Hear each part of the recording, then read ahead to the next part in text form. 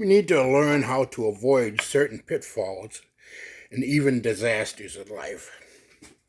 I spent over 25 years driving semi-truck. It was always at night. The semi I had pulled two trailers, and you can imagine during bad weather it wasn't the easiest of jobs. And while I lived in Wisconsin, I kept a small calendar journal and wrote down the weather and what kind of driving conditions I was up against. Blizzards, whiteouts, fog so thick you couldn't even see past the nose of your truck. I remember one particular night, the freezing rain with ice on the road, and the time I was getting off of one highway onto the other in the loop, looked in my rearview mirror, and the last trailer was 90 degrees like a giant L.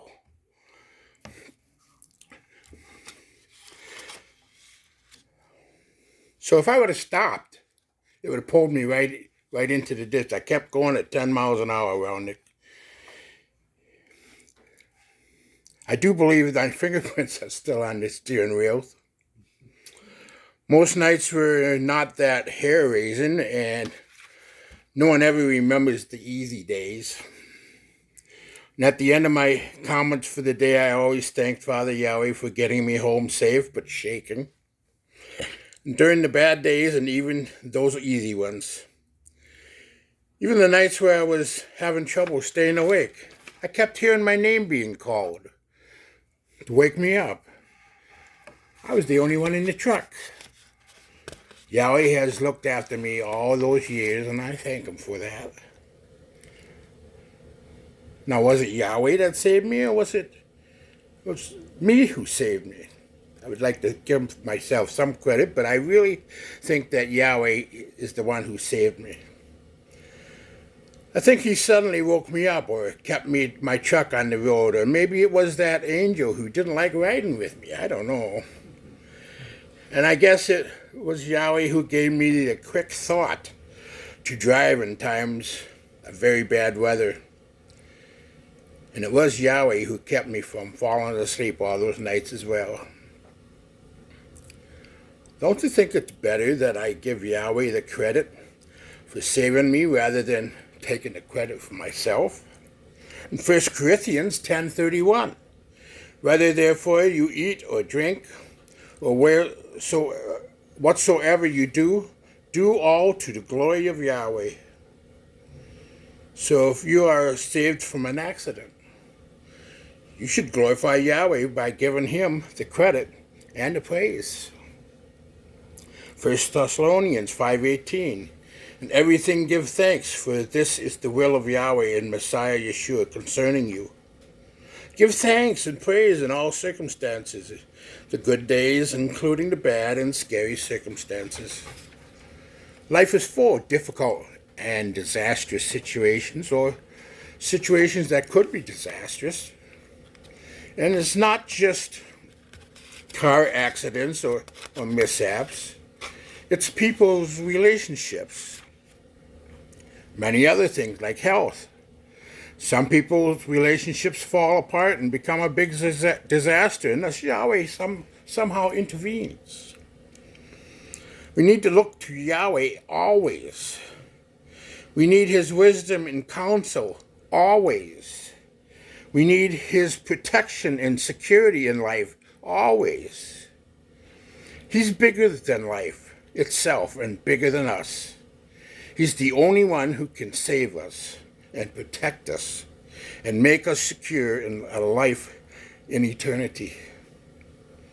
Matthew 11:28, come unto me, all you that labor and are heavy laden, and I will give you rest. Take my yoke upon you and learn of me, for I am meek and lowly in heart, and you shall find rest unto your souls. And he will give us even more than rest. He will give us wisdom and discernment and strength and grace. Hebrews 4:15 and 16 says, for we have not a high priest which cannot be touched with the feelings of our infirmities, but was in all points tempted like we are, yet without sin.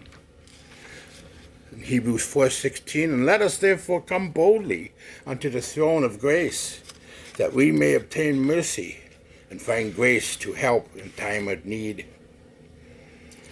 Paul advised Titus on how to avoid certain troubles in life by looking to Yahweh and listening to his word. Avoid various things in life and you'll avoid trouble. We should avoid religious arguments in Titus 3, verse 9, but avoid foolish questions and genealogies and contentions and strivings about the law, for they are unprofitable and vain. A man that is a heretic after the first and second admonition reject, knowing that he that is such is subverted and sins, being condemned of himself. Religion and politics. Which do you think causes the most arguments? Now, considering our political situation, it's probably politics right now. I think the humorist Will Rogers would have a heyday today.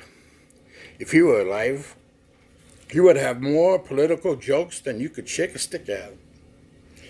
He was in some ways a prophet before his time. And while he would be making jokes, he might be crying on the inside because the sad shape of our country. Religious arguments. Have you ever had any? I have. None that I'm proud of. After it was over with, I felt I had done a very poor job. Most religious arguments are unprofitable and useless. They are a waste of time and energy, and often people are put off from the truth of the gospel, or they will just refuse to listen because of their lifestyles conflicting with Yahweh's ways. James 1:19. Wherefore, my beloved brethren, let every man be swift to hear, slow to speak, slow to wrath. For the wrath of man works not the righteousness of Yahweh. Wherefore, lay apart all filthiness and superfluity of naughtiness, and receive with meekness the engrafted word, which is able to save your souls. Getting angry, even religious angry, generally does no good in this world. Anger often seems to open the door to Satan. In Ephesians 4:26, be you angry and sin not. Let not the sun go down upon your wrath, neither give place to the devil. In Philippians 1:27, only let your conversation be as it becometh the gospel of Messiah, that whether I come and see you or else be absent, I may hear of your affairs, that you stand fast in one spirit, with one mind, striving together for the faith of the gospel. We are to contend for the faith of the gospel. To contend is to fight for the faith of the gospel, but that doesn't mean that we should literally fight with people. It does no good at all. In 1 Peter 3:15, sanctify Yahweh Elohim in your hearts, and be ready always to give an answer to every man that asks you a reason of the hope that is in you, with meekness and fear. In our witnessing and contending for the faith, we must be gentle with people and respectful towards them. If we don't show courtesy, kindness, and love, how can we expect to do any good? Maxwell Perkins, the famous book editor, once wrote, one of my deepest contentions is that the terrible harms that are done in this world are not done deliberately evil people, but who are the numerous and are soon found out. They are done by those who say sure that God is with them, not noting that nothing can stop them, for they are certain that they are right. Titus 3:10, a man that is a heretic after the first and second admonition we reject. knowing that he that is such subverteth and sinneth, being condemned of himself. You warn him. Sounds like to me like if someone is causing trouble in the church to the point where there could be a division, then that person should be warned. Once, twice, and third time you're out. That is, we leave them alone with the hope that they will wake up. Hebrews 13:17. Obey them that have rule over you. Submit yourselves, for they watch for your souls, as they that give account, that they may do it with joy and not with grief, for that is unprofitable for you. In Titus 3:13 again. Bring Zenas, the lawyer, and Apollos on their journey diligently, that nothing be wanting unto them. And let ours also learn to maintain good works for necessary uses, that they be not unfruitful. All that are with me salutes thee. Greet them that love us in the faith. Grace be with you all. Amen. A preacher by the name of John Wesley in the 1700s is quoted as saying, "Do all the good you can, by all the means you can, in all the ways you can, in all the places you can, at all times you can, to all the people you can, as long as ever you can." That covers a lot of territory. I would say that is pretty good code to live by, and this sounds like Yeshua. In Acts 10:38, how Yahweh anointed Yeshua of Nazareth with the Holy Spirit and with power, who went about doing good, healing all that were oppressed of the devil, for Yahweh was with him. Yeshua went about doing good, all kinds of good, providing food, teaching Yahweh's word, healing from diseases, casting out demons. We need to do the same, although we are somewhat limited in comparison to what Yeshua did. I don't know of anyone who has healed those who are under the power of the devil, but even there are those who claim to cast out demons. The only way any of us could do that is by leading people to the faith in Messiah. When they surrender their lives to Messiah, then they will indeed be healed from the power of the devil.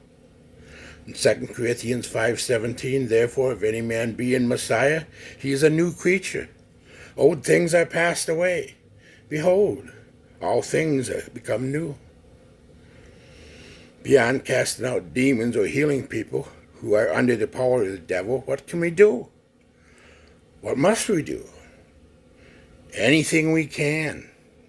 Teach, preach, give, share, listen, love. We must not be selfish with our lives and with what Yahweh has given us. We are to avoid selfishness and being quick to see the needs and respond to those needs. Titus 3:13, where they just read, where you bring the lawyer, the Apollos on their journey diligently, and nothing be wanting unto them. And let ours also learn and maintain good works for necessary uses, that they be not unfruitful.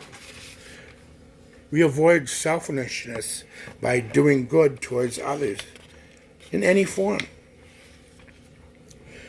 When a distinguished foreigner paid his only visit to America in 1950, a committee of prominent Chicagoans lined up in a railroad station to offer the official greetings. But the committee noticed that his eyes were not wholly fixed on them. Those penetrating eyes were wandering beyond the encircled committee. Something was on the station platform, caught his eye in the crowd of travelers. And with politeness and firmness, the great man said to the committee, "Excuse me," and literally dashed past the receptionist. Diving into the crowd, he stopped beside an elderly woman who was staggering under her load of heavy suitcases and extra bundles. With his big, sensitive hands, he grabbed the old woman's suitcases and bundles and beckoned her to follow him, and he threaded away through the people and led the woman to the coach she wanted to take, lifted up her suitcases into the overhead racks, and bowed in a courtly manner and wished her bon voyage. Then he rushed back to the astounded committee with apologies for keeping them waiting. This is the way that Dr. Albert Schweitzer arrived in America. Did Albert Schweitzer know something that we don't? Did he have a heart within him that is different than ours, or most of our generation? He is quoted as saying, life becomes harder for us when we live for others, but it also becomes richer and happier. In Philippians 2:3, let nothing be done through strife or vainglory, but in lowliness of mind, let each esteem others better than themselves. Look not every man on his own things, but every man also on the things of others. We must avoid selfishness at all cost. In humility, we must serve one another as best we can in any form. A man who is known to like liquor explained that he drank only to drown his troubles. And after you drowned them, why do you continue to drink, he was asked. You don't know my troubles, he sighed. My troubles are excellent swimmers. I tried to drown them, but they swim right up again. Those troubles sound like the sins that we have to deal with throughout our lives. 1 Corinthians 10:13. There has no temptation taken you but such as is common to man.